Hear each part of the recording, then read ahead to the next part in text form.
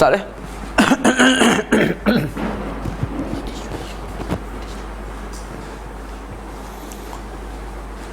Innalhamdulillah nahmaduhu wa nasta'inuhu wa nastaghfiruhu wa nastahdihi wa na'udzu billahi min shururi anfusina wa sayyiati a'malina may yahdihillahu fala mudilla lahu wa may yudlilhu fala hadiya lahu wa asyhadu an la ilaha illallah wahdahu la syarika lahu wa asyhadu anna Muhammadan abduhu wa rasuluhu. Allahumma salli wa sallim alaihi wa ala alihi wa ashabihi. Atas permintaan lah kita pagi ni insya-Allah kita akan bentang ke tajuk Ahkam Al-Janaiz. Pembentangan kita ni berdasarkan kepada buku ataupun kitab Talkhis Ahkam Al-Janaiz. Dia sebenarnya ada kitab Ahkam Al-Janaiz, ada talkhis dia dah. Ahkam Al-Janaiz ni karangan muhaddisul asr Syekh Albani lah, Nasiruddin Albani. Jadi buku dia ni pun dia tulis bersempena dengan ada kematian. Jadi salah seorang pengikut sunnah ni minta supaya dia tulis satu buku yang mana buku ni akan dicetak dengan comelnya, kemudian dibahagi-bahagikan sebagai panduan kita orang yang mengikut sunnah Rasulullah ni supaya tahu secara terperinci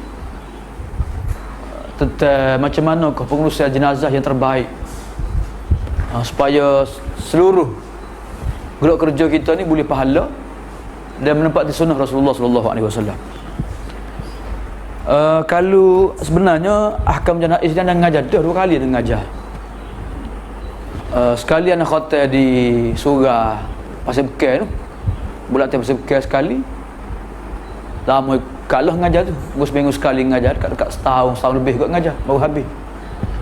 Kemudian anak baca juga lepas pada habis tu anak baca di Masjid Cekok. Masjid Cekok tu pun setahun lebih anak baca. Setahun lebih ni maksudnya kalau siri kak lebih 40 siri lah ngajar kan.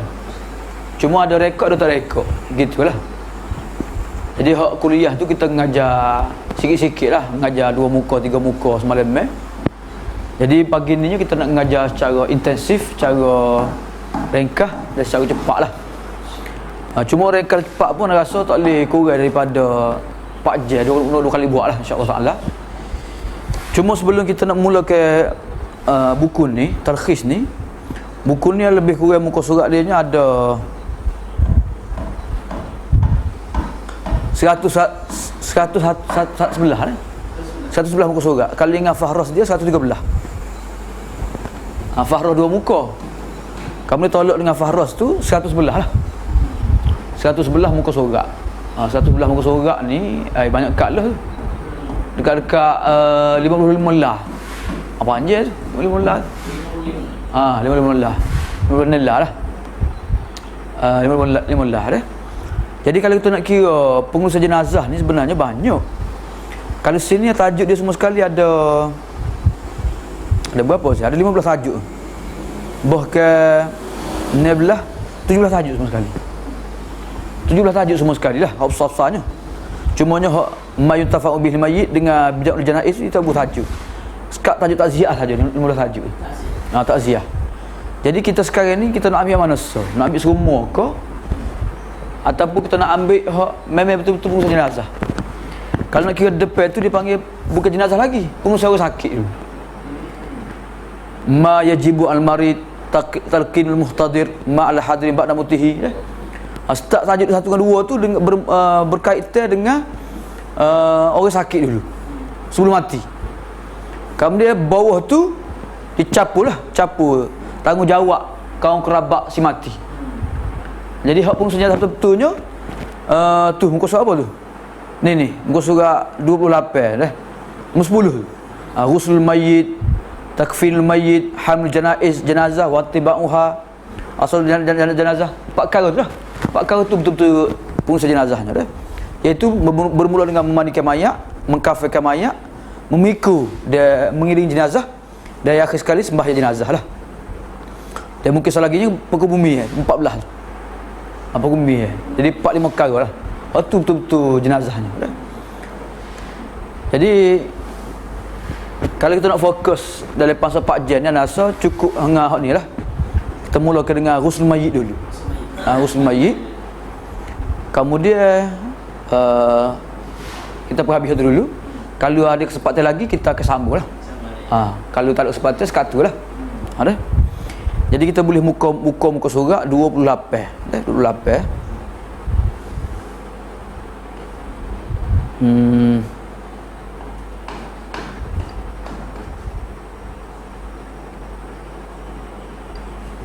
Okey. Ghusl mayyit dah.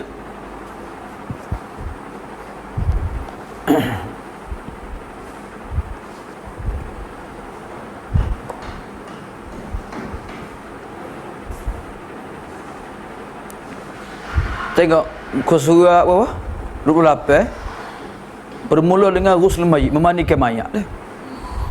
Ni hak ataupun tanggungjawab yang pertama bila confirm kematian seorang, sama ada di hospital ke, doktor cek lah ke, atau memang tanda-tanda mati tu memang jelas belakang dah, maka pengusaha yang pertama sekali kita kena memandikan mayat. Jadi Nabi kata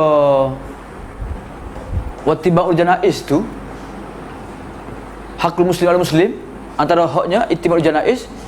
Dua mana ittibaul janaiz dah.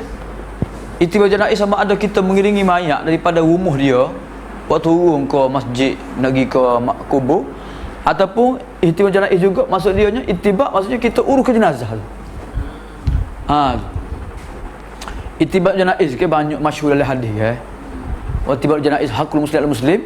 Jadi ittibaul janaiz maksud dia nya ialah menguruskan mayat. Jadi menguruskan mayat ni mula-mula sekali start dengan mandi mayat dulu dah. Start dengan mayat dulu. Jadi tak ada lah sebelum tu nya.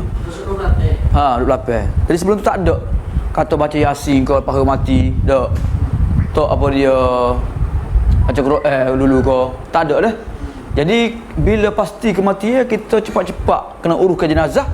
Dan pengurusan jenazah yang mula-mula sekalinya bermula dengan mandi mayat dulu. Dah ghuslul mayyit dah. Fa idza matal muslim wajaba 'ala ta'ifati minan nas an yubadiru ila ghuslihi.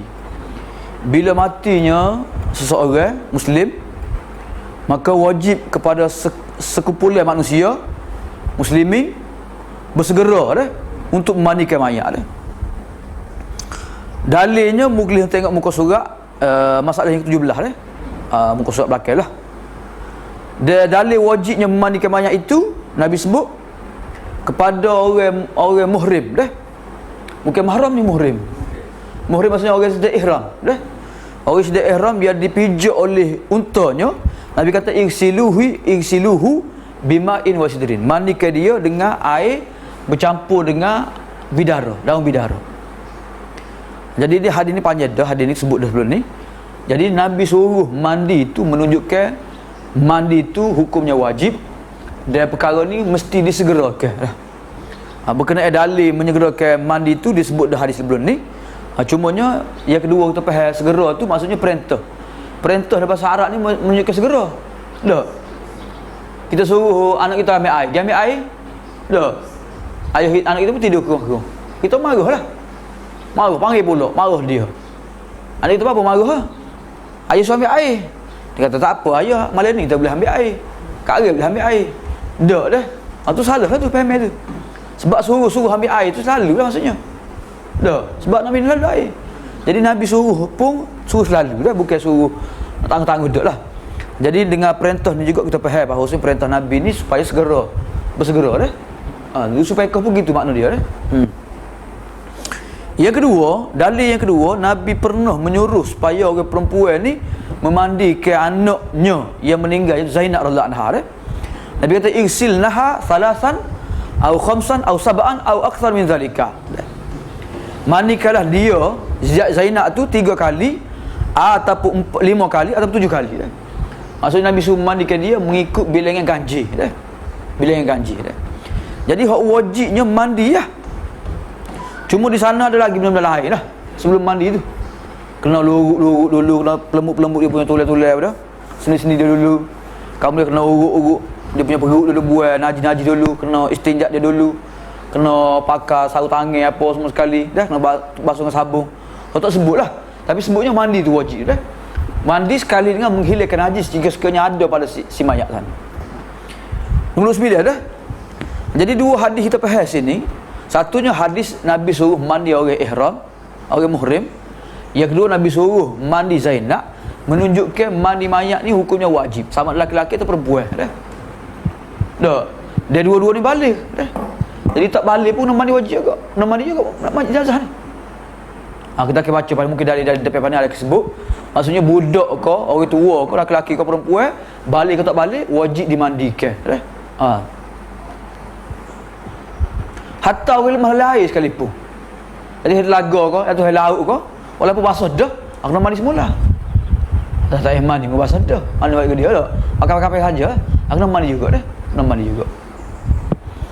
Nombor 9 dah. Wa yura'a fi ghaslihi al-umur al-atiyah. Ketika memandikan mayat, kita perlu jaga dan kita perlu ambil perhatian beberapa perkara lah. Yang pertamanya,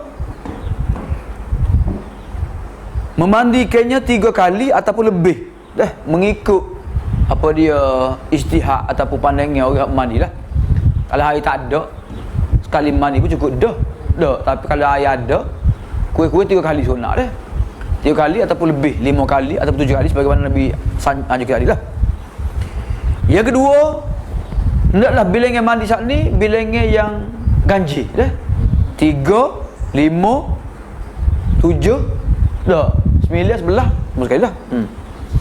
Yang ketiga, hendaklah kita bubuh sekali waktu mandi saat ni dengan daun bidara dah. Daun bidara kita apa ada bidara ni? Ada pak kita ada bidara.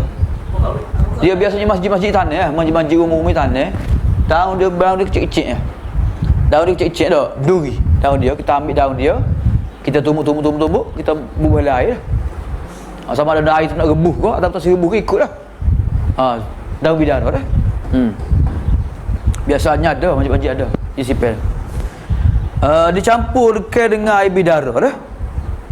Ataupun kalau tak ada air bidara boleh guna sabun dah. Asnan was sabun. Asnan ni beruh lah. Ataupun sabun dah. Boleh juga. Ya sebab kita digunakan sabun tu sabun cat tuku je. Sabun cat tuku 4 segi tu kan. Sabun tu dibuat daripada lemuk. Nak koko apa kita guna kan. Sabun tu dia hilang laki. Kalau kita guna teka kita memang pedih lah. Guna di pakaian memang hilang laki dia. Tu guna sabun tu. Nak guna sabun biasa pun boleh juga, tak ada masalah. Sabun cat tuku. Nak sabun biasa pun tak apa juga dah. Okey, yang kelima, kalau orang tu perempuan kena buka dia punya sanggu dia dah. Nak buka sanggu dia, dia kena basuh molek rambut dia dah. Lepas pada basuh rambut tu kena sisir molek rambut dia dah. Kemudian untuk orang perempuan dijadikan tiga bahagian rambut dia. Sunat lah ni, tak wajib dah. 3 ni belakang so, depan ni 2. Dia buat 3 dah. 3 rambut so, 2 belakang so. Ja'luhu salatul fa'id li mar'ah wa ilqa'uha khalfaha dah. Campur ketiga belakang dah, bukan depan dah. 3 belakang dah. Kemudian ketika mandi juga sunat juga, iaitu kita memulakan dengan anggota kanan dan memulakan dengan membasuh anggota wuduk dulu. Sebab mandi mayat jenazah ni macam mandi wajib juga. Kita mula dengan istinja dulu, kemudian kita wudukkan dia sebelah kanan, baru kita peratakan air semua sekali. Dah? Kemudian ke-9-nya ialah kalau jenazah tu lelaki, hendaklah orang lelaki memandikan mayat. Kalau jenazah perempuan, hendaklah orang perempuan juga memandikan mayat dah. Tu hak lebih diutamakanlah. Tu. Cumanya boleh suami isteri memandikan pasangan masing-masing boleh. Kan Nabi pernah wayak ke? Aisyah kata aku sakit Rasulullah. Nabi kata tak bimbang kalau mu sakit aku mandi jenazahmu. Tak. Maksudnya Nabi nak memandikan jenazah Aisyah menunjukkan boleh orang lelaki suami memandikan jenazah isterinya. Boleh dah. Begitu juga sebaliknya isteri boleh memandikan jenazah suaminya. Gagah pak kita ni saya. Pak kita gagah. Tak biasa pak kita ni. Boleh dah. Tapi mak dengan anak tak boleh. Mak anak jatuh nak mandi tak boleh. Tapi kalau suami isteri boleh dah. Dalilnya Ummu Atiyah dah. Dalil mana ni saya? Dalil ni dalil bahawasanya bubuh daun bidara ni dah. Dalilnya hadis Ummu Atiyah, Rasulullah masuk bertemu dengan kami, sedangkan kami orang perempuan sedang memandikan anak perempuannya Zainab dah.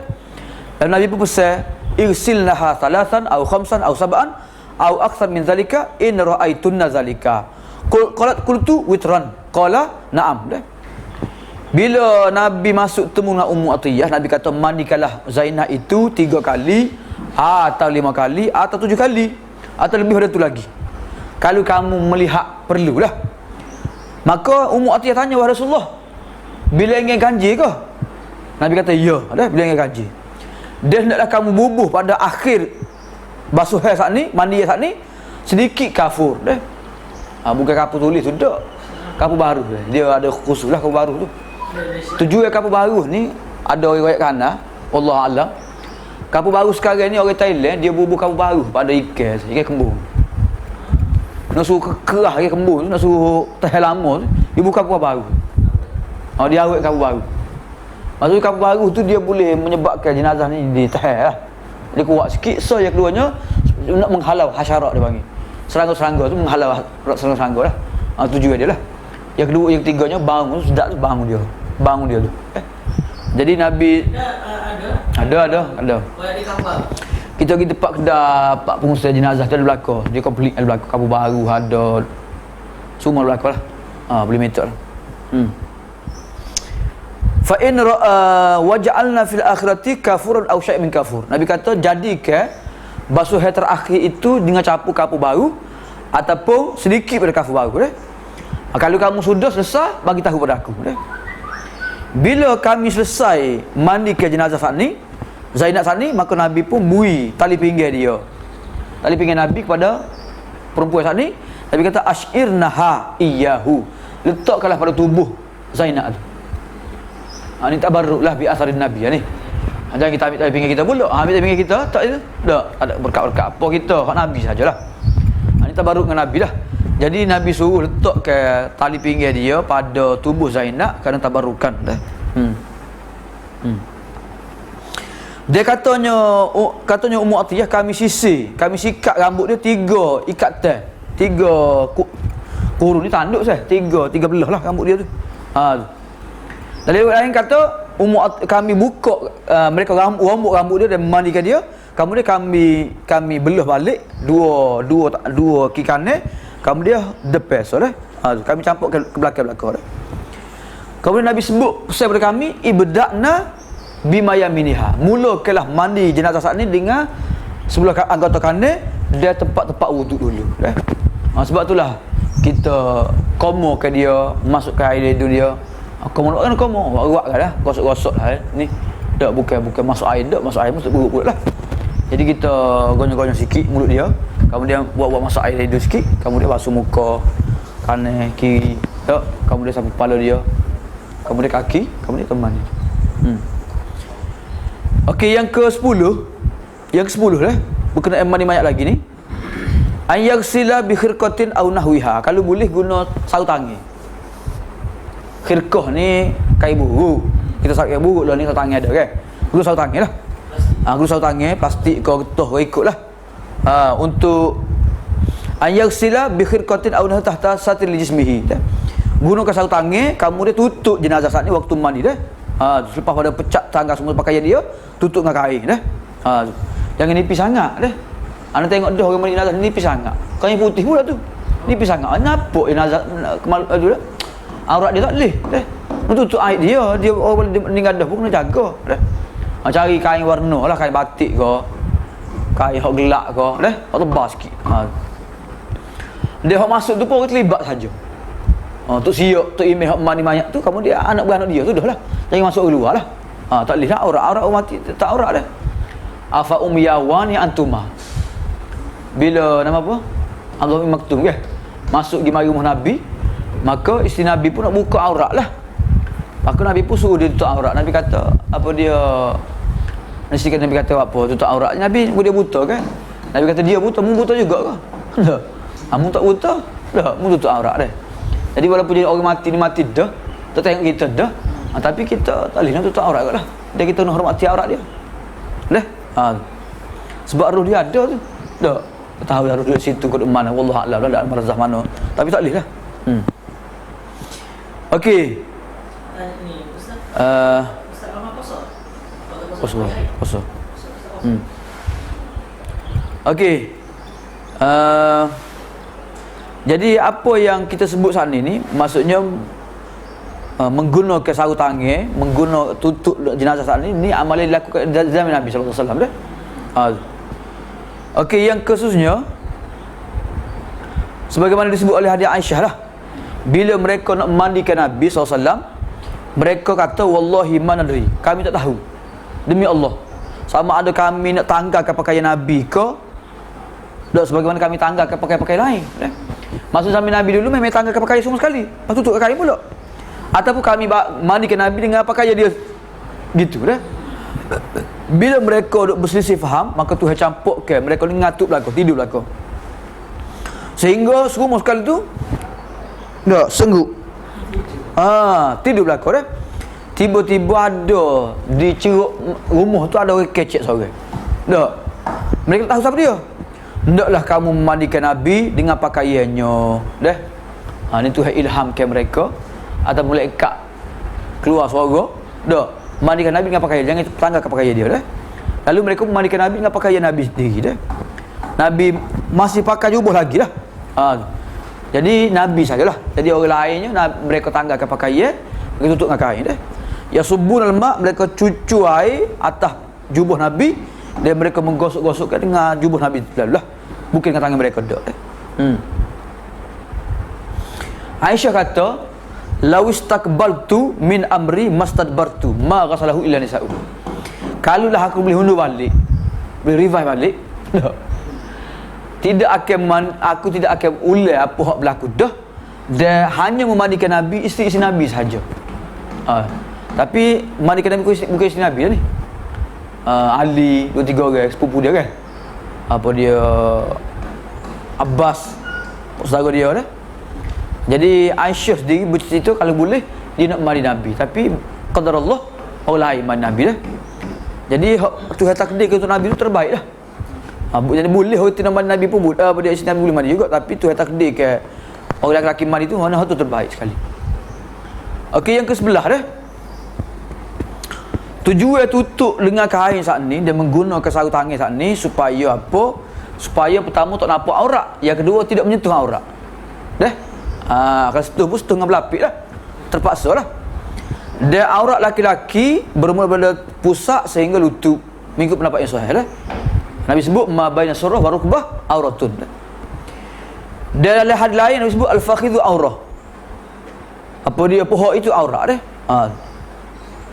Wa ammal mar'ah, adapun perempuan dengan perempuan muslimah dah, maka aurat dianya ialah tempat-tempat perhiasan dah, iaitu kepala, telinga, termasuk juga dada, tengkuk dah, tempat pakai rata lah, azira' dah, apa dia, lengan dia dah,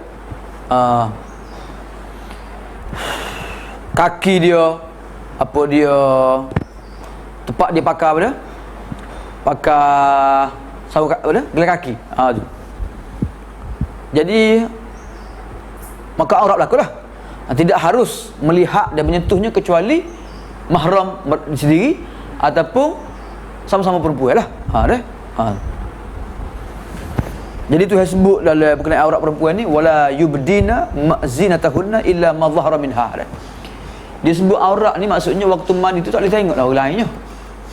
Kan? Tutup molek lah. Tutup molek, tertutup, kemudian tutup molek dia punya kain dia. Tu sebut aurat tu. Mana hidup mati sama ya. Wala yubdina, Tuhan sebut dalam surah An-Nur, wala yubdina zinatahunna illa ma dhahara minha. Surah An-Nur ayat berapa ni saya? Ayat berapa ni? Tengoklah. Dan janganlah mereka itu menzahirkan perhiasan mereka kecuali apa yang timbul sahaja dah. Apa timbul ni maksudnya muka, tangan, dah, kaki dah. Wal yadribna bi khumurihinna, hendaklah mereka memakai tudung mereka sehingga menutupi juyub dah, dada-dada mereka dah. Dia janganlah mereka menzahirkan perhiasan mereka kecuali untuk suami mereka sahaja, atau bapa-bapa mereka, ataupun anak-anak kepada suami mereka, anak tiri, ataupun saudara mara laki-laki mereka, ataupun anak saudara mereka, ataupun anak saudara kakak atau adik perempuan mereka, ataupun perempuan-perempuan mereka dah. Perempuan mereka ni maksudnya sama-sama Islam lah. Sebab tu kalau orang kafir tak boleh tengok dah. Takut mereka ambil gambar ke, mereka goyak ke orang kafir juga ke dah. Dia Ustaz Ahmad, satu suami mandikan isteri dia. Jadi di sini mungkin isteri tadi dia aurat bagi orang kan, sama-sama muslimat pun boleh tengok kamar dia kan. Tapi suami ni boleh kan yang contoh nak sebab ada seorang tu dia nak cukur bulu-bulu isteri dia kan. Pak mati dah. Tak perlu cukur sebenarnya. Tak perlu cukur. Tak perlu cukur. Tak perlu gunting rambut, tak perlu kat kuku, tak perlu apa, tak perlu belakang. Tak perlu. Apa nak cukur tak. Suami sendiri tu kan dia juga lah. Kalau dia mandi ke isteri dia nak ambil kain juga kan.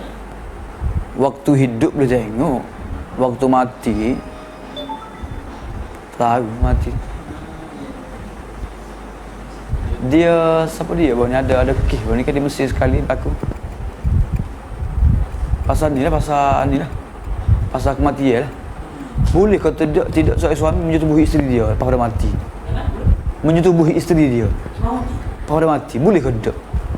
Tu soalan. Jadi ada fatwa kata boleh. Sehingga pun jauh-jauh lah. Geger pun sekejap ni. Dah, mana boleh tak? Okey, tak apalah, kita pergi dah. Tosoh lah. Tosoh cukup lah. Tak cukup lah. Benda tu tak perlu buat. Hadis satu ayat tu ya. Ni si isteri ni. Saya tak tahu hal lain tu, cuma ni dia cukup misal suami dia. Waktu mati. Sebab mati dia cukup misal suami dia tongkat kuku suami dia. Tu ngarut lah kau tak payah. Tak perlu lah, tak perlu.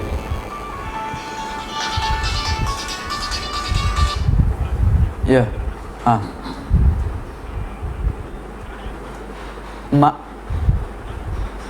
Mak tahu. Mari masuk dalam ni, apa dulu kan masuk dalam.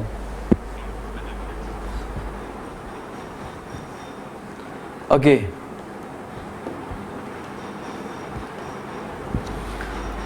Tengok hadis lagi dah. Tak apa, tengok hadis ni puas hati ni. Hadis dia akan menadah ni kan kira. Hadis yang kedua menunjukkan bahawasanya berkenaan dengan mandi dah.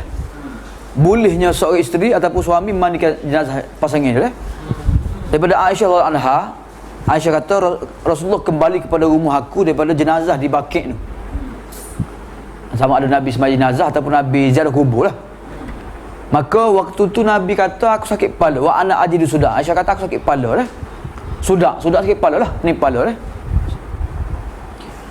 Okey, aku pun kata wa ra'sah dah. Wa ra'sah ni dipanggil uslub tawajuk, dipanggil uslub tawajuk. Wa pertama alih dengan dhamir belakang tu. Wa ra'sah. Allah sakit kepalanya dah. Wa batnah, wa faqidah dah. Wa rijlah, wa udhunah, wa ainah dah. Bolehlah ikut lah. Sebab aku sebut anggota tu, anda sebut wa, buat alih belakang tu panggil uslub tawajuk. Sakitnya mata, sakitnya telinga, sakitnya perut, sakitnya kepala. Wa ra'sah dah. Nabi kata bal ana wa ra'sah. Bahkan akulah wahai Aisyah lebih sakit kepala lagi. Wa bal ana wa ra'sah dah. Boleh belajar bahasa Arab ni doktor dah? Boleh dah. Bal ana wa ra'sah dah. Nabi kata ma darraki law mitti qabli farasaltuki. Tak ada masalah kalau mati dulu Aisyah. Aku akan mandi jenazah kamu. Dah. Wa kafantuki, aku sedia akan kafankan jenazah kamu. Kamu aku sedia akan sembahyang ke jenazah kamu, dan aku sedia akan kebumi ke jenazah kamu. Dah. Jadi hadis ni menunjukkan bahawasanya boleh seorang suami memandikan, mengkafankan, mengkebumikan, memsembahyangkan jenazah isterinya. Dah. Dia hanya patutnya. Tak, mungkin kita lah paling rapat dengan isteri kita. Kerana saja. Tak kita tak boleh pula. Kerana saja. Pak kita tak boleh sah. Pak kita tak boleh orang suami memandikan jenazah isteri, tak boleh. Pak kita. tak tahulah buat mazhab Syafi'i kau ataupun kerana amalan pak kita. Sebab hadis jelas ada ni. Dah. Bahkan katanya isteri Abu Bakar memandikan Abu Bakar. Isteri Abu Bakar memandikan Abu Bakar dah. Mana boleh? Dah. Tak Abu Bakar buat muka pula kan? Okey, yang ke-14 berkenaan mandikan jenazah lagi. Ayat tawalla uslahu man kana a'raf bi sunnatil usli. Hak sepatutnya menguruskan jenazah ni orang hak tahu tentang sunnah Nabi berkenaan mandi jenazah ni. Orang hak kerusudah lah. Orang kerusudah kemudian orang hak ikut sunnah Nabi lah. Pak kita ni terlebih pula. Sunnah Nabi boleh ikut. Hak Nabi tak ajar boleh buat juga. Pak kita ni. Dia tulis ada hari je. La ilaha illallah lah, Allah Muhammad lah. Lepas mandi jenazah. Nak kapal tulis juga. Dah. Tulis la ilaha illallah lah, kursi dah berapa lah. Dah. Dia tak asak lah berapa asak boleh tak. Tujuan untuk ilah bang, untuk ilah ambak lalak boleh lah dah. Tapi tak ada kepercayaan ngarut tak ada lah. Banyak yang ngarut ni tu mandi jenazah sini. Dah. Jadi kena tahu sunnah tu maksudnya tahu pertama tahu cara hukum hakam jenazah sekarang. Yang keduanya tahu sunnah maksudnya mengelakkan daripada melakukan perkara bid'ah ketika mandi jenazah. Faham dah? Sebab dia kata Rabi ayat yang ke-14 hendaklah memandikan jenazah orang yang paling arif, paling tahu tentang cara terbaik, cara yang betul memandi jenazah dah.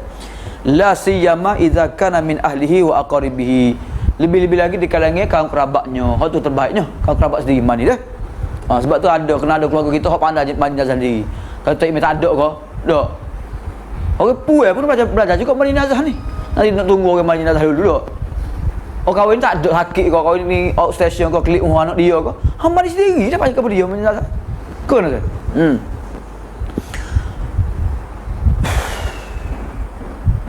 Ali kata ni menunjukkan kaum kerabat hak lebih aula mandi jenazah dah. Ali kata ghasaltu Rasulullah faja'altu anzuru ma yakul mayyit falam ara syai'an wa kana tayyiban hayyan wa mayitan. Akulah yang mandikan jenazah Rasulullah, maka aku melihat faja'altu aku melihat apa yang ada pada mayat. Tak pernah aku melihat pada Rasulullah bau harumnya waktu hidup atau mati. Nabi ni waktu hidup harum bau sedap, mati pun bau sedap juga deh. Okey, yang ke-30 waliman tawalla uslahu ajrun azim bi syartaini. Orang yang memandikan mayat besar pahala dia boleh. Pitih pun boleh, pahala boleh. Niat ikhlas lah. Mana saya? Kalau niat pitih saja pitih ya boleh. Tapi niat kita ni tanggungjawab kita. Memang kita boleh upah mandi jenazah ni. Berapa ni? 1.5 dah ni. 1.5 dah ni saya. Sekali mandi mayat seorang. Boleh kita buat kita nak upah dah ni. Ni upah belaka tak ada mandi mayat. Tak upah tak pergi lah mandi. Mandi sendiri dia mu. Bahaya saya mandi mayat ni 2-3 jam juga. Nak ngurus mandi sekali kapal dulu lah.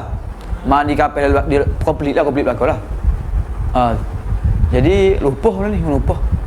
Dah, upah tu boleh ambil pada pitih si mati ataupun anak-anak dia lah. Tanggungjawab dia lah tu. Kau nak? Boleh buat kita kalau kita nak belajar nak buat grup kan. Kita nak buat tim pengurusan jenazah kan. Ramai kita suruh ni jenazah sebenarnya. Kadang-kadang kematian berlaku banyak kan. Urus tiga tempat kan tak ada. Kalau kita sanggup boleh. Tapi bukan semua orang boleh belajar tapi nak buat tu. Seku tak seku. Dah, gerung lah, takut lah, tak biasa lah. Sekali buat apa tak buat lah. Teringat lah dah. Sebab tu Nabi suruh wuduk suruh mandi lepas pada tu. Dah. Suruh mandi lepas pada mandi jenazah kan, mandi pula kan. Jadi boleh pahala besar orang mandi jenazah ni. Dengan dua syarat lah. Syarat yang pertama dia kena tutup aurat si mati, dia kena tutup kaipan. Kalau ni kan majalah Mastika kan banyak benar lah ni kan. Oh majalah ni lah tengok jenazah ni jenazah hitam lah, jadi ular lah, go to go ni lah. Siap masuk Facebook lagi. Siap apa dia royak lagi. Tak boleh tu. Mana boleh royak kat iPad si mati. Tak boleh royak. Dah. Jadi yang pertama sekali kena tutup molek aurat si mati, kena tutup dengan kaos yang tertutup, bilik tertutup ataupun dengan tabir. So yang kedua tutup mayat dengan tu jangan benarkan orang luar masuk dah. So yang keduanya ikhlas kerana Allah dah. Dah. Boleh upah tak upah ikut dia lah. Dah. Kalau upah 70 ya mujur. Kalau 1.5 lagi mujur dah. 30 ya aku nak pandai segi apa 30 ya dah. Jadi lah ni 1.5 lah ni upah ni. Nazah. Jadi dia nak Oh jumpa ni mayat dia boleh bayar ke? Kita lihat. Syarat dia kena ngopok boleh tak? Wallahu a'lam boleh. Macam bekal tak boleh tak? Bekal. Kalau orang bagi dia ambil. Pekai tak ambil. Ha. Ada. Khabis dia bang, khabis. Kalau Khabis. jenazah lah ada. Jenazah ni gini, benar jenazah hasannya fardu kifayah. Pada fardu kifayah. Benarnya tak tahu apa benarnya fardu kifayah. Masa seperti kapur ni ada kematian, maknanya seperti kapur tu wajib kena urus jenazah. Dah. Kata ada piti pun kena wajib juga. Oh kapur nak tutup piti untuk supaya ada orang urus jenazah. Kalau kapur nak urus sendiri, tak urus sendiri, dia tutup piti untuk upah orang. Asalnya gitu. Tapi lain keluarga lah ni ya. Tengok orang kaya belaka. Tak. Piti pun orang win awak wibi sekali pun urus jenazah belaka tak. Maka piti itulah. Jadi sebenarnya fardu kifayah sebenarnya. Tapi lepas kita ni fardu kifayah dia tak atas apa dia tu siap orang. Tak tu siap pun nak kerja lain juga dia pun. Jadi tak BT saya buat dia pun. Dah, kan ada. Jadi kalau dia boleh BT tu dia sembuh sikit, kan? Begitulah. Jadi sininya kalau dia buat ikhlas kerana Allah Taala bukan nak kebalasan, bukan kerana nak terima kasih, nak apa dunia, maka besar pahala dia boleh lah.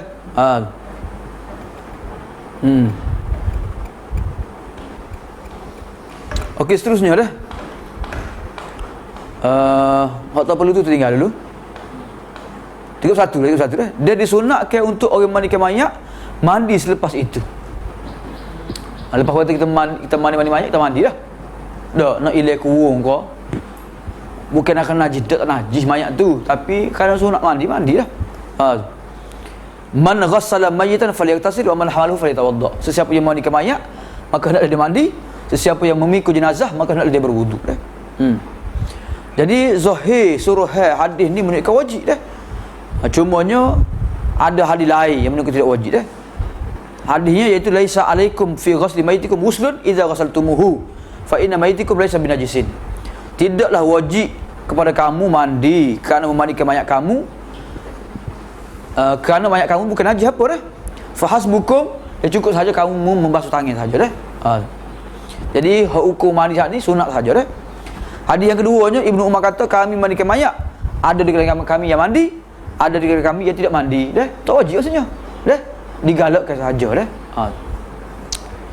Kemudian seterusnya jenazah ni bukan semua jenazah dimandikan mayat saja. Ada di sana jenazah-jenazah yang tidak perlu dimandikan. Contohnya orang syahid ma'rakah panggil. Syahid fil ma'rakah. Orang mati syahid dalam medan perang lah. Maka orang mati syahid pada perang walaupun betul berjunuk sekalipun, maka tak wajib dimandikan. Dah. Dia berjunuk, tiba-tiba dia betul tembok mati. Adakah wajib dimandikan dia? Tak wajib. Tak wajib dimandikan banyak dia walaupun dia berjunuk sekalipun. Walaupun dia berjunuk. Dah? Faham tak? Masalah dia syahid atau syahid tu wallahu alam dah, tu kena fatwa ulama pula lah. Dah. Kalau dia betul-betul mati kerana bertahankan umat Islam, dah, negara Islam, syahid juga dah. Tu orang lain lah tu. Tapi dalam ada perang ni kalau mati lawan musuh,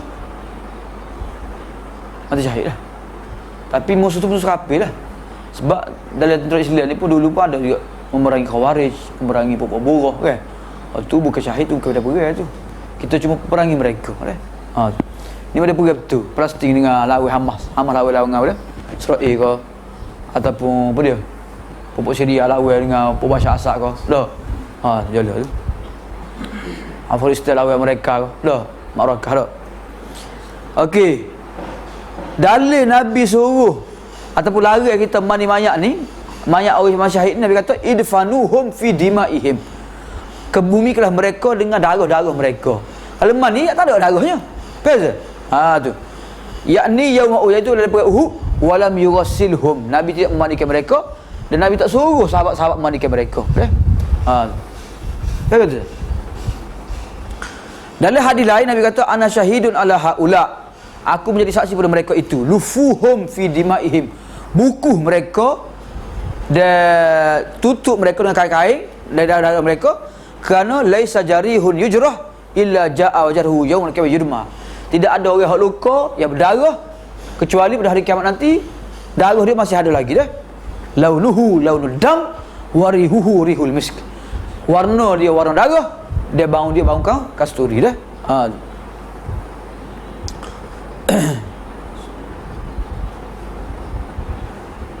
Dalam hadis yang lain daripada Abu Barzah kata, dalam satu peperangan maka Tuhan memberi kemenangan dan harta rampasan perang yang banyak Nabi dan sahabat dah. Maka Nabi pun tanya, hal tafkiduna min ahad, adakah kamu kehilangan seorang? Mana mati lah. Dalam dia mari dalam grup Hamas ke grup mana dia mujahidin ni pakai gau tu saya. Walkie-talkie. Pakai walkie-talkie dah. Bila tak nak hubungi kumpulan kita, chat tu sama ada dia orang tu nak tahu ataupun nak tembak mati tu. Tak. Nabi pun hal tafkiruna min ahadin. Adakah kamu kehilangan seorang? Hubungi tak boleh. Tak. Nabi tak pakai walkie-talkie apa. Tapi tak cuba cari, tak ada lah. Mana mati tu. Siapa nak tahu ataupun nak bunuh dah. Maka mereka kata ada seorang. Nabi kata aku kehilangan Julaibib dah. Lakin ni afkidu Julaibiban dah. Julaibib dah. Ustaz ada sains seorang Julaibib di waktu di Muaskar Faruq dulu dah. Dan Julaibib ni nama satu bukit di Muaskar Faruq lah. Dia mati jatuh atas bukit tu lah katanya. Nama kaya bukit Julaibib dah, Julaibib. Comel Julaibib tu. Nama kau. Mana Julaibib ke? Julaibib. Di Uhud tu silapnya. Pergi Uhud kan? Fatalabba fil qatla fawajaduhu ila jambi sab'ati qatlihim dah. Maka cari-cari maka adalah Julaibib bersama-sama 77 orang lain dah. Tu. Thumma qataluhu. 7 orang dia bunuh orang, kemudian orang bunuh dia pula seorang. Kerana saya sebut fayaqtuluna wa yuqtalun wa'dan 'alaihi haqqan fit Taurati wal Injili wal Quran. Dah. Tersebut mereka bunuh orang, kemudian mereka dibunuh dah. Julaibib bunuh 7 orang musuh, kemudian musuh pula bunuh dia pula seorang dah. Berbala dah. Kena dah. Berbala dah. Nabi kata qatala sab'ah thumma qataluhu. Dia telah berjaya membunuh 7 orang musuh. 7 orang musuh ni kemudian mereka membunuhnya dah. Hadza minni wa ana minhu. Dia daripada aku daripada dia dah. Hadza minni wa ana minhu dah. Nabi kata sebut 2 kali 3 kali disebut. Kemudian thumma qawidrai, Nabi pun akak jenazah apa dia Julaibib, Nabi akak sendiri. Nabi pun tak atas dia lengan dia. Tidak ada sarir apa-apa, atas lengan Nabi saja. Deret lengan Nabi dah. Fa hafara lahu wa wada'a fi qabri. Nabi sendiri tak tahu dalam kubur. Allah mulianya Julaibib dah. Kalau tak disebut dalam hadis ni Nabi memandikan Julaibib dah. Nabi kuburkan Julaibib begitu ya. Tanpa kapal, tanpa mandi, terus ke bumi saja dah, ke bumi saja. Semaya pun tak juga. Tak boleh. Dah. Kalau pakaian dah menutupi dah. Tapi kalau pakaian dah belum menutupi lagi, maka nak tutup kapal pula dah. Hadis yang ketiga daripada Abdullah bin Zubair dalam kisah perang Uhud dan mati syahidnya Hanzalah bin Abi Amir. Rasulullah berkata sesungguhnya sahabat kamu ini dimandikan oleh malaikat. Hanzalah ni baru nikah saya, malam pertama. Dah. Dengan tidur dengan bini, tiba-tiba ada seruan hayya 'alal jihad. Hayya 'alal jihad. Dah, dia bertubik cepat-cepat dah. Tiba-tiba pagi-pagi mati. Maka mati ramai-ramai mati dia mati lah. Masih berjeruk lagi rambut dia ni. Basah lagi tubuh dia. Kenapa? Malaikat memandikan jenazah dia. Sebab mana wajib lagi ya? Jadi malaikat yang mandikan jenazah dia ni bukan maksudnya boleh mandi kena mandi jenazah junub dulu. Malaikat mandi itu mungkin mandi sunat lah bagi dia nya. Kalau lah mandi wajib tu wajib, maka tak pandai dengan mandi malaikat. Nabi pula kena akak nak mandi jenazah mula pula. Kena tu. Tapi orang kata cukup mandi malaikat, dia kata mandi jugalah. Junub ni. Betul. Tu faham masing-masing lah tu. Jadi mengikut pahaman ni nya, ada kena malaikat yang mandikan, bukan Nabi mandi dak, maka tak wajib mandi orang mati syahid walaupun dia berjunub sekalipun. Faham?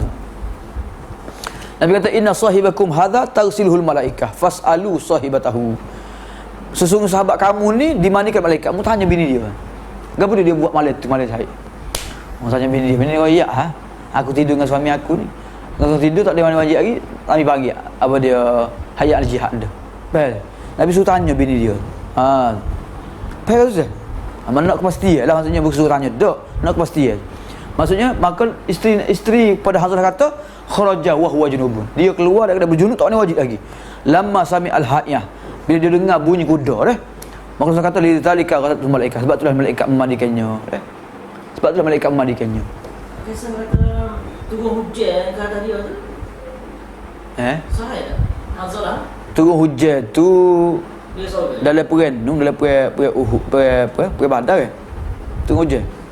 Dan maksudnya tu hujan ke sorang dia je. Dia seorang. Masa nak Wallahu alam. Tak disebut. tak ada. Cuma disebut Nabi sebutnya Nabi malaikat man ni saja. Mungkin Nabi sebut gitu juga. Kalau sahabat-sahabat nampak lah, lain nampak, mungkin dia sebut dah. Okey, habislah berkenaan dengan memandikan jenazah ni. Ada soalan? Terbuka sikit berkenaan sejak lah 5 minit berkenaan memandikan jenazah. Cuma saya nak minta Ustaz Kamal, alhamdulillah, terima kasih Ustaz Kamal. Selagi boleh Ustaz Kamal royak sikit, tulis sikit secara sifat rekah mandi mayat.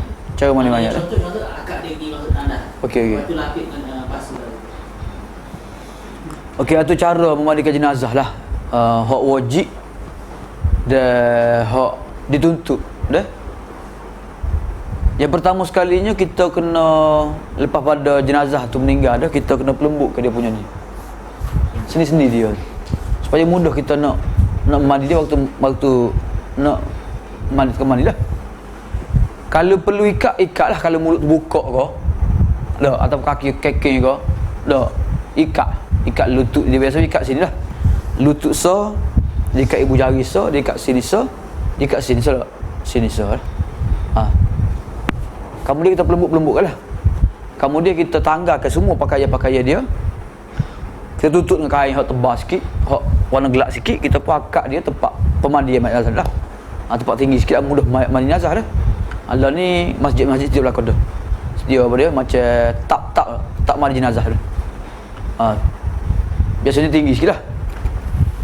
Kemudian kita baringkan dia jenazah saat ni, baringkan jenazah dia saat ni. Kemudian kita mulakan dengan buang najis dulu dah. Maksudnya kalau ada najis-najis darah ke, kencing ke, tahik ke, kita basuh dulu tu. Kemudian kita urut-urut dia. Urut-urut dia semua sekali. Dia keluar sakit baki ada lah. Bukan dengan kuat dak, dengan lemah lembut lah. Dak. Kita itu semua sekali. Kemudian kita pun basuh dah. Lepas basuh semua sekali tu, tak ada dah darah, tak ada dah apa dia punya najis-najis semua sekali. Dak keluar semua sekali.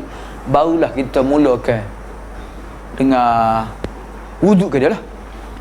Cumanya kalau tempat kita ni sebelum wuduk ke dia tu, dia ni dulu, dia basuh mulut-mulut dulu, rongga-rongga lah, mulut, hidung dia, takut-takut ada darah tengok-lengok lubang ni, dia itu dulu, dia bersih-bersih dulu lah. Barulah dia mulakan wuduk, basuh muka. Kita niat dia nya, tak niat dia nya, kita niat untuk wuduk ke mayat sana kan.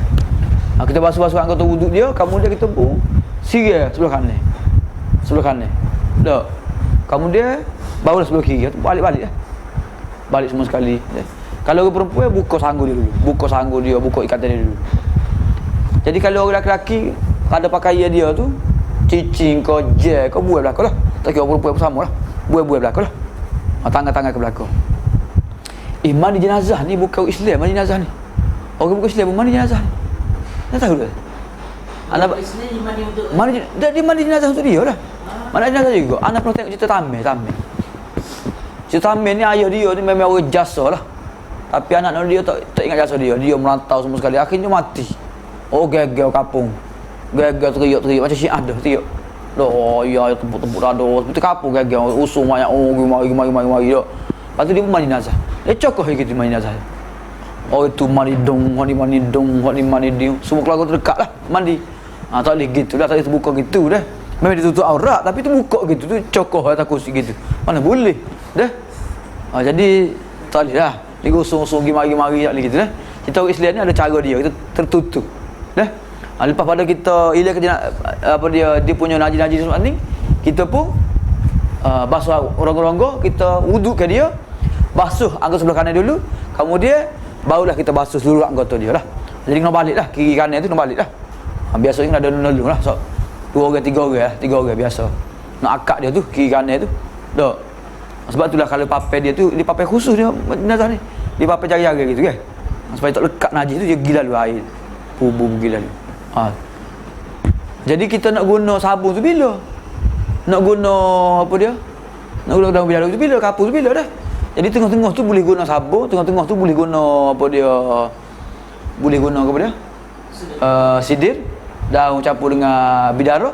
Akhir sekali baru guna kafur. Akhir sekali. Siram yang terakhir lah. Jadi basuh saat ni paling kurang 3 kali ataupun 5 kali ataupun 7 kali dah. Ataupun bilangnya yang ni. Jadi hak mestinya, hak wajib dalam mandi mayat ni ialah hilangkan najis. Kamu ni kata ke air, tu wajibnya. Kamu ni guna ke sidir, guna ke kafur, tu sunat-sunat belaka tu. Dah, tu sunat belaka tu. Hak wajibnya ialah kata ke air. Wudu sunat juga tu, wudu sunat ya. Betul. Jadi biar kita tahu hak mana hak minimal, hak maksimal macam mana dah. Hak maksimal macam mana dah. Jadi hak sunat mandi mayat ni ialah kita kena mandi bilangan ganjil 7 kali 5 kali, kemudian gunakan sabun, gunakan daun bidara, gunakan kafur, kemudian mulakan dengan wuduk dulu, gunakan basuh anggota kanan dulu lah. Ada semua sekali lah. Asal lah. Jadi kok mana pun kena praktikal juga lah. Kena praktikal. Tak ada praktikal pun kita tengok orang mandi mayat. Dah. Dia saya salah mandi wajib kan. Mandi wajib ni ambil wuduk tanpa basuh kaki kan. Jadi mayat pun gitu juga. Boleh gitu juga. Nak basuh kaki dulu pun tak apa, ataupun basuh kaki sekali pun tak apa. Cumanya orang hidup ni basuh kaki sekali tu sebab bilik air, takung air tu. Ada ni bakal terus lalu kaki lalu lah. Dah. Pakai satu mayat tu batal tak wudu. Tak batal wudu kita lah, batal pun. Dah. Tak tahu wudu apa dah. Kan tu. Kan anak cucu dia pergi cium dengan dia ataupun sentuh dengan orang ni kalau tak ada masalah dah. Kita batal wudu kita. Kita wallahualam lah. Kalau pakai masak seping batal. Masak seping batal, orang mati batal agak sentuh. Tak. Orang mati batal juga sentuh. Dah kita ni orang hidup ni. Kita ingat pasal orang hidup dia tu. Biasa tengok orang mandi banyak. Saya pernah sekali. Pernah sekali. Pernah sekali mandi tolong orang. Mandi betul lah. Dia cakap belakang cuma satu makan air. Bukit akak mayat tak? Bukit akak mayat? Ada akak mayat sekali lah. Letak situ tu saya sebab air tak ada. Jadi pakai akak air.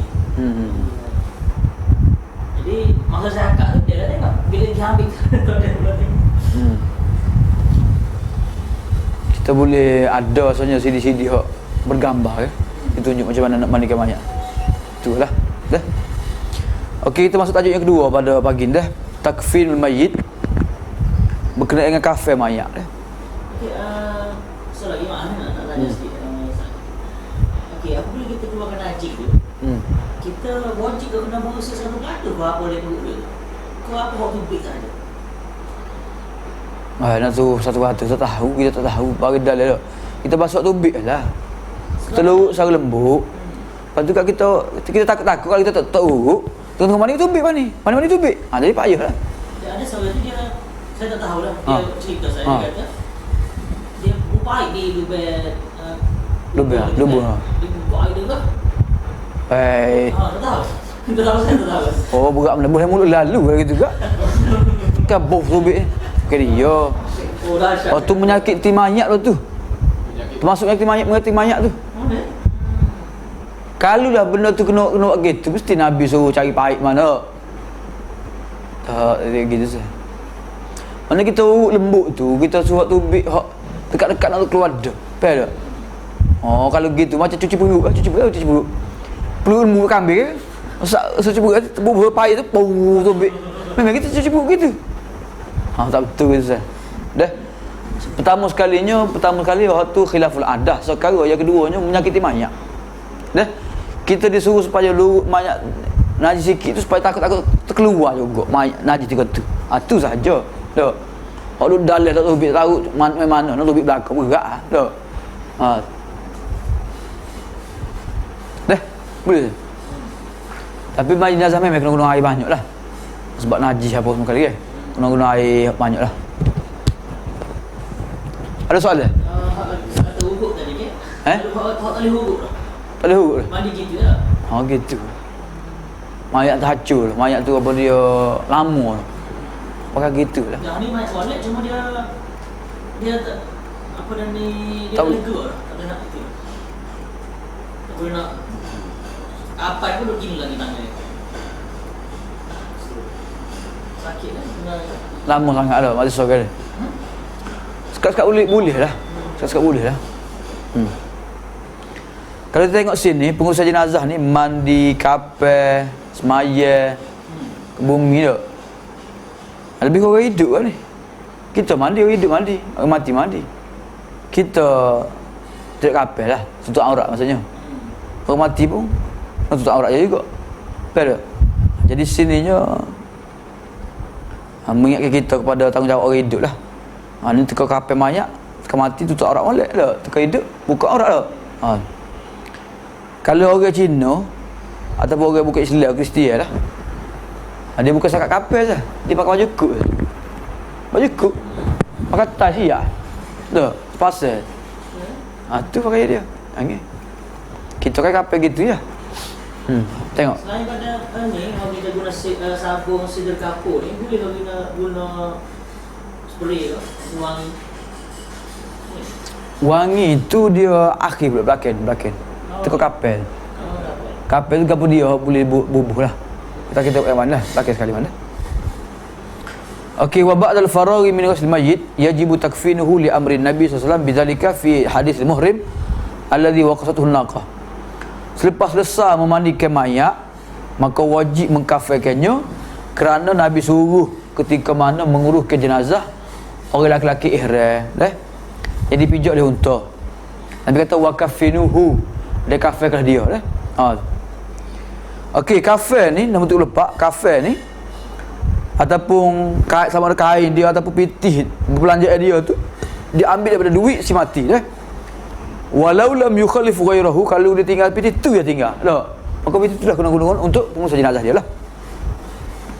Dalilnya hadis Khabbab bin Al-Arat. Khabbab kata kami berhijrah bersama-sama dengan Rasulullah SAW dalam fisabilillah. Kami mencari wajah Allah, ikhlas kerana Allah Ta'ala, maka pastilah kami dapat pahala Allah Ta'ala akan jamin. Maka faminna man madha lam yakum bi ajrihi, ada di kalangan kami yang tak sempat merasai hasil di dunia mati tu.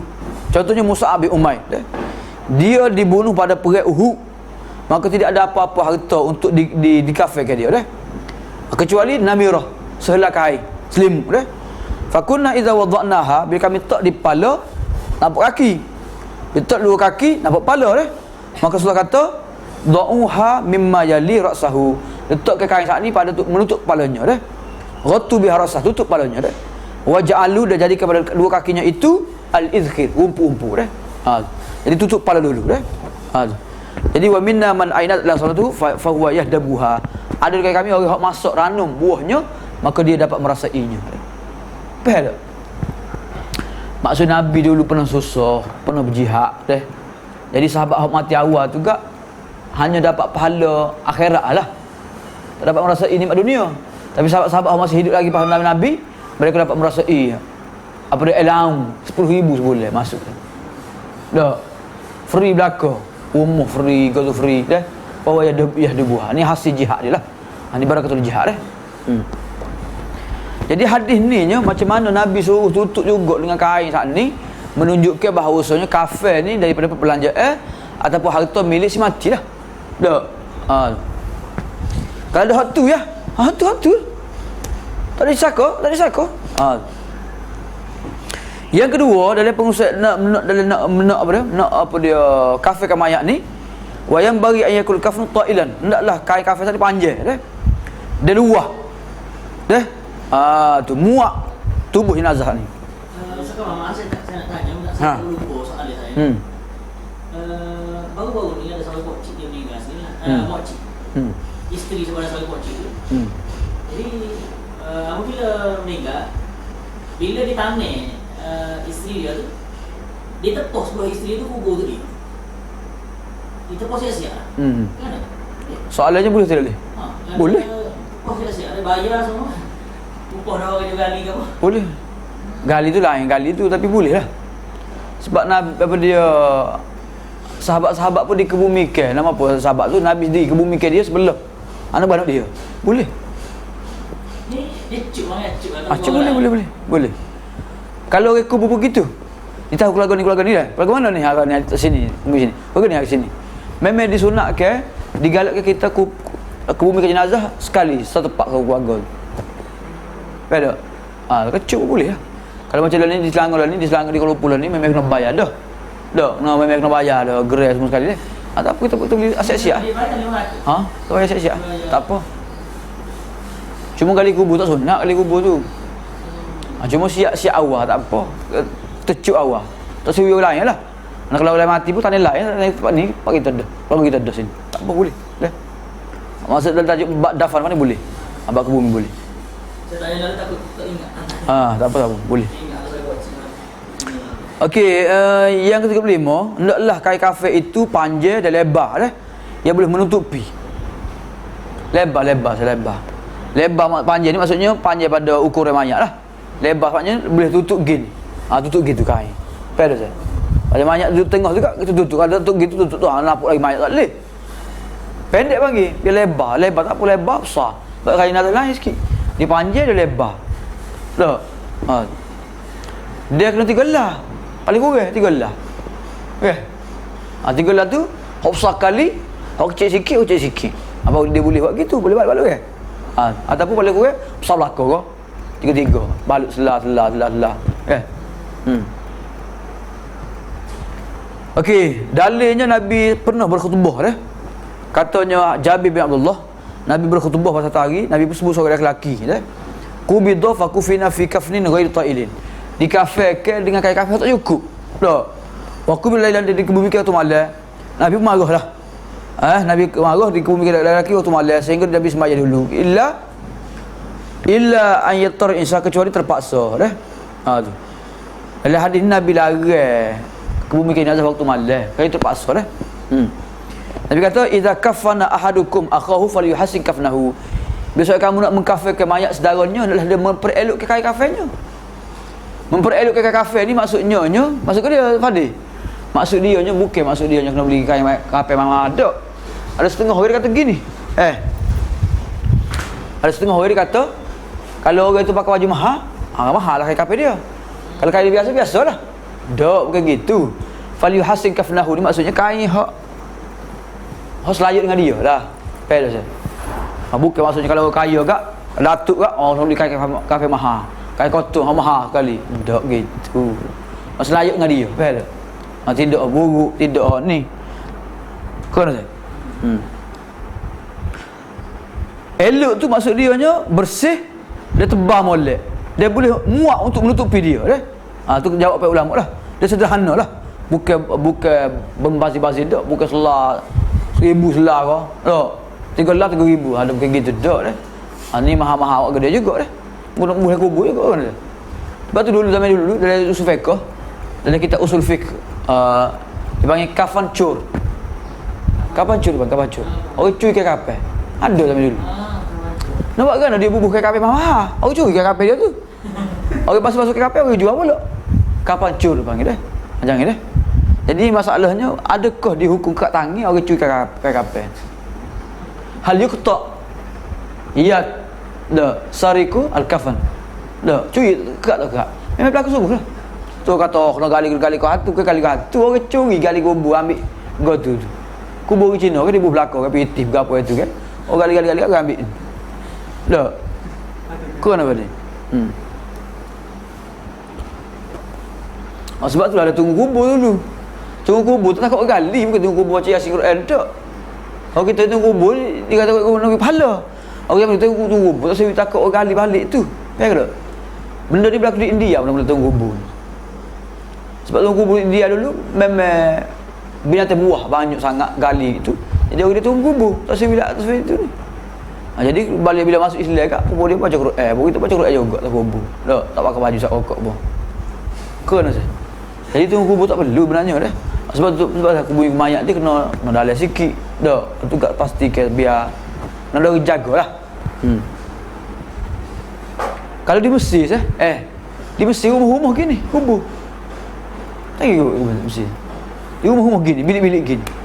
Di kubur dalam bilik dia. Dalam rumah ni ada 4 lubang ada. So 2 3, so 2 3, so 3. Untuk lagu dia saja. Kau boleh saja. Kubur dia tu dia konkrit dah. Dia bubuh mayat, dia pun tutup. Start sebulan, 2 bulan, 3 bulan, 4 bulan, dia pun mari siapa tu tepi tu. Memang ada pula tepi pula. betul-betul banyak dia pun akut tak lain pula lah. Sipir-sipir kau tak mana kau. Nah tu dia hacu gitu kan. Dia hacu tak apalah. Dia konkret dah kubur. Kalau dia pupuk bawa pupuk cukida ni. Dia tak tahu betul, tak ada rumah Dia tahu betul. Dia mesti dia tengok rumah-rumah tu bukan rumah tu kubur. Kubur. Orang jaga. Baik. So yang keduanya mesti kerana memang payah sana dia nak kali batu saja. Dia kehero batu saja. Rakyat pula 20 juta. Oh nak kubur mana banyak. Dah. Jadi dia buat siap-siap kat kubur. Di Mekah begitu. Buat siap-siap. Tok kapal tu tutup gitu ya. Dah. Ada. Apa kita gali dulu patut banyak kamu pula. Dia tak. Dia konkret dah. Pakistan begitu juga. Ada semi belaka Pakistan. Anak pernah pergi kubur mana? Hadi. Dia yang kata Hadi meninggal. Di Faruqiyah. Faruqiyah tak lagi kat banyak lagi jauh. Lagi. Tadi Abu Bakar lah. Ha. Dari mana? Abu Bakar. Di Faruqiyah. Ini tahun ni macam hati gua kena tembok tu tak? Bukan mak tembok dia jatuh atas gua tu. Atas kereta kabak tu.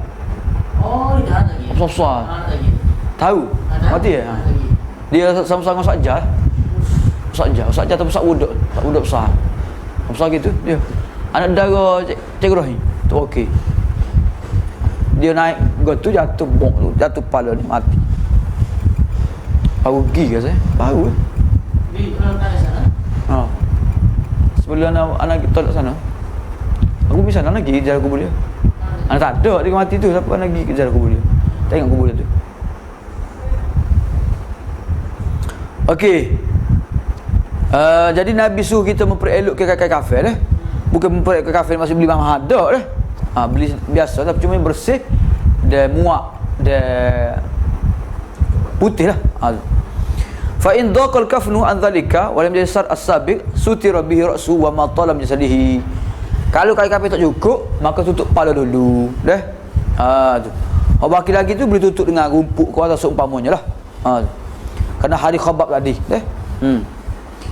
Kemudian jika sekiranya kain kafir tu sedikit, maka mayat tu banyak, maka harus dikafirkan berjemaah dengan selah kain kafir. Dah. Capu-capu boleh lah. Dah. Mati gambar. Kain kafir tak cukup. Bagaimana?